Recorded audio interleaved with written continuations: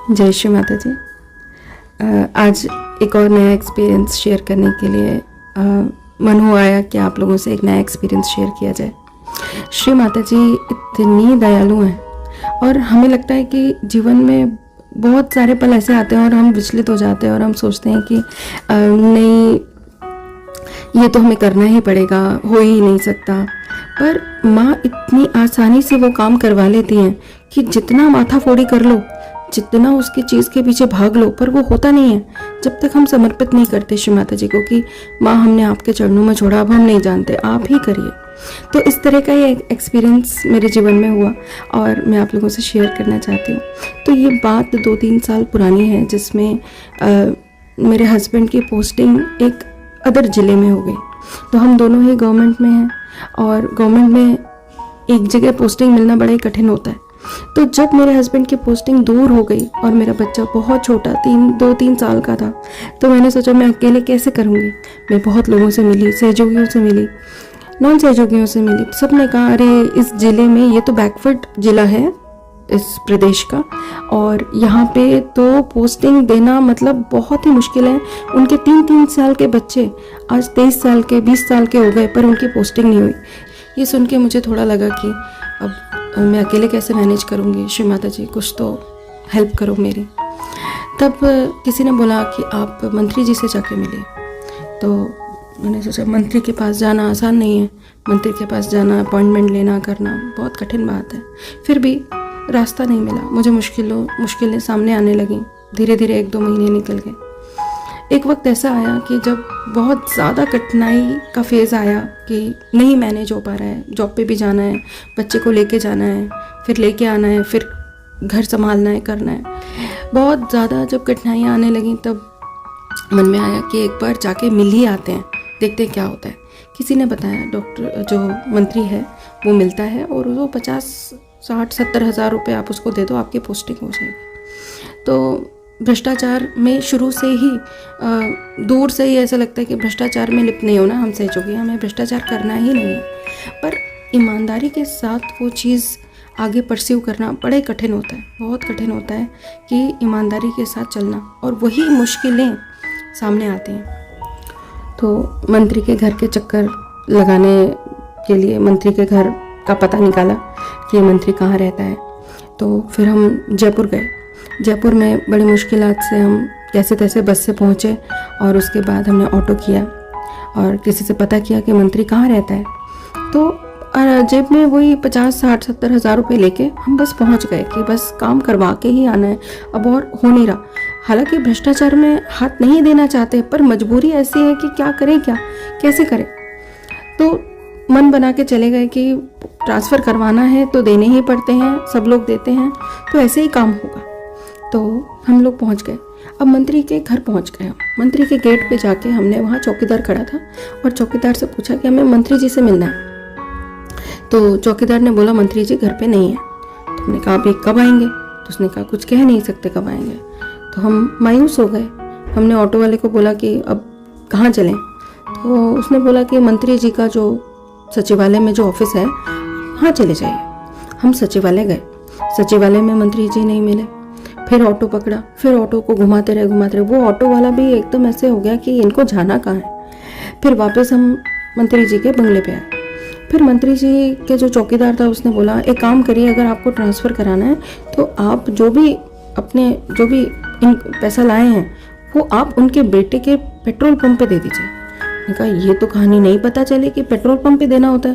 उसने कहा हाँ, पर उम्मीद मत करिए कि काम हो जाएगा, पर पैसे जमा करा दीजिए, आपका काम होगा नहीं होगा वो नहीं जानते।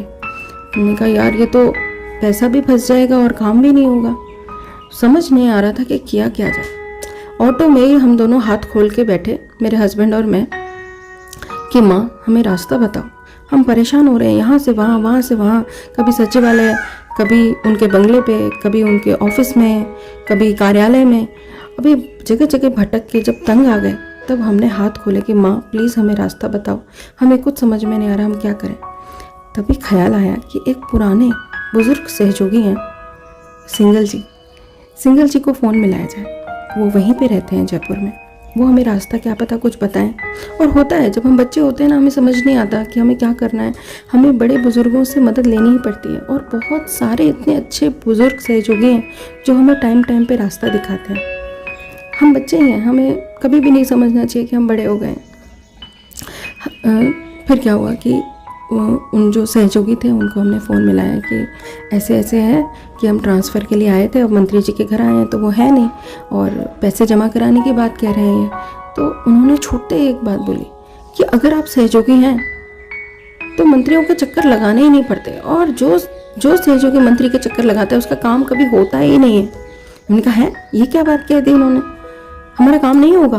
तो उन्होंने कहा देखिए मैं ये नहीं कह रहा काम नहीं होगा, पर मंत्रियों के चक्कर लगाने से हम सहयोगियों का काम नहीं होता, क्योंकि हम सहयोगी कभी भी मंत्रियों के आगे पीछे घूमने वाले सहयोगी नहीं है, और ना हमारा काम आज, क्योंकि हमारा काम तो परम चैतन्य करता है।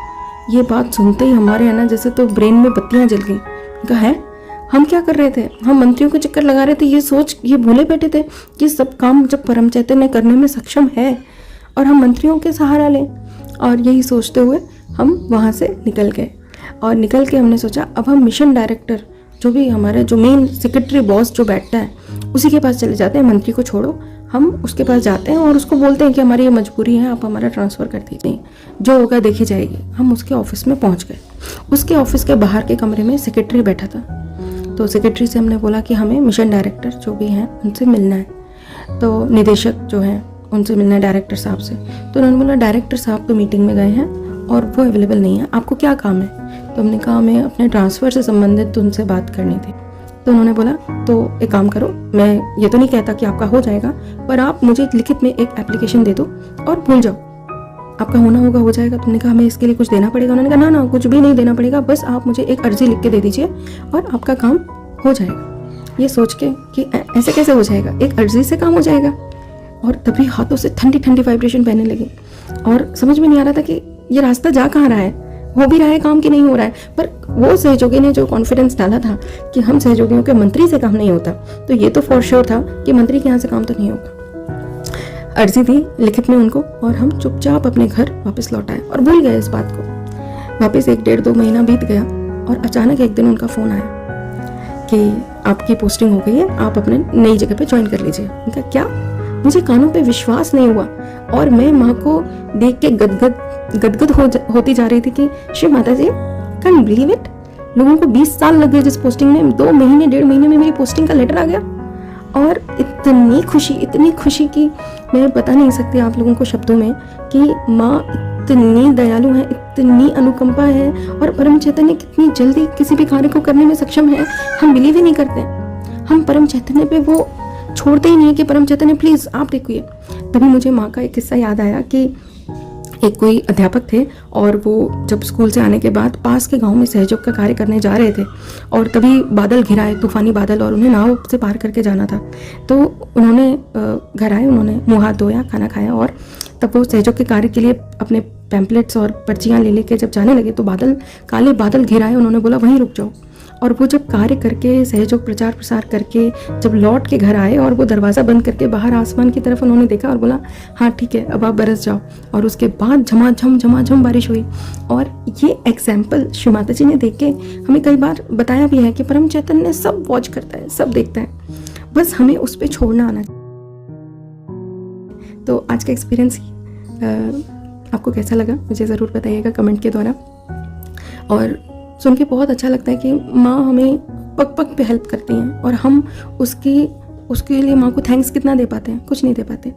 और हमारे जीवन में ऐसे बहुत सारे ऐसी घटनाएं होती हैं जिसमें परम चैतन्य का इतना इंपॉर्टेंट रोल होता है। परम चैतन्य ही श्री माता जी की शक्ति है और श्री माता जी की उस शक्ति के द्वारा ये कार्य होता है। और ये बात मैं बता रही हूँ और मेरे हाथों से बहुत ठंडा वाइब्रेशन आ रहा है कि श्री माता जी ने किस तरह हम क्या थे, हमें क्या से क्या बना दिया और आज हम कहाँ किस स्थिति में श्री माता जी हमें ले आई हैं।